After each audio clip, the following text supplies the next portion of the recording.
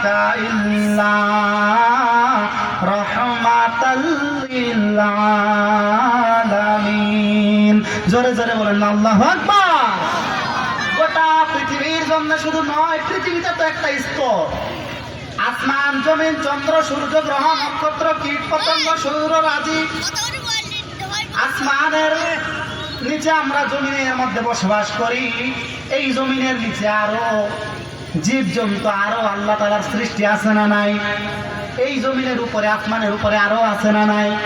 কেমন আছে কেমন আছে আল্লাহ পাক রব্বুল আলামিন আমাদেরকে বসবাস করার জন্য এত সুন্দর পৃথিবী দান করলেন। এই পৃথিবী শুধু নয়, এর চেয়েও আরো বড় বড় আল্লাহ তাআলার সৃষ্টি আছে।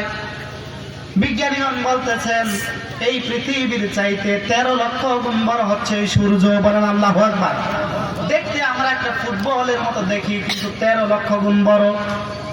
নবীজি আমার ডাক দিয়ে বলে, এই সূর্য, আমি যখন মিরাজের মধ্যে গেলাম, দেখতেছি আসমানের ওই সূর্যটাকে আল্লাহ পাক রব্বুল আলামিন চতুর্থ আসমানের উপরে সেট করে রেখেছেন। বলেন সুবহানাল্লাহ। ওই জায়গা থেকে আমাদেরকে আলো দিচ্ছে। কেমনে আলো দেয় বলেন তো? কাচের ভিতর দিয়ে আলো প্রবেশ করে কি করে না? এইরকম ভাবে আল্লাহ পাক রব্বুল আলামিন আলো দেওয়ার ব্যবস্থা করে রেখেছেন। চতুর্থ আসমান থেকে সূর্য আমাদেরকে আলো দেয়। আল্লাহু আকবার। 9 কোটি 30 লক্ষ মাইল উপরে বিজ্ঞানীগণ বলতেছেন। আর 13 লক্ষ গুণ বড় হচ্ছে এই সূর্য পৃথিবীর চেয়ে।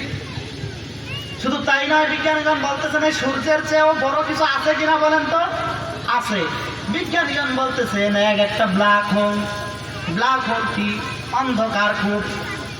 আবার এই সূর্যের চাইতেও বড় হচ্ছে এক একটা তারকা। আল্লাহু আকবার বলেন। আমরা দেখি সূর্যটা বড়, তারকাগুলি ছোট। বিজ্ঞানীগণ বলতেছেন সূর্যের চাইতেও অনেক গুণ বড় হচ্ছে একটা তারকা, যেই তারকাটাকে আমরা একটা মার্বেলের ন্যায় দেখতে পাই। ঠিক কিনা বলেন? বিজ্ঞানীগণ বলতেছেন কত বড় এক একটা তারকা। এক একটা তারকা হচ্ছে, আপনি যদি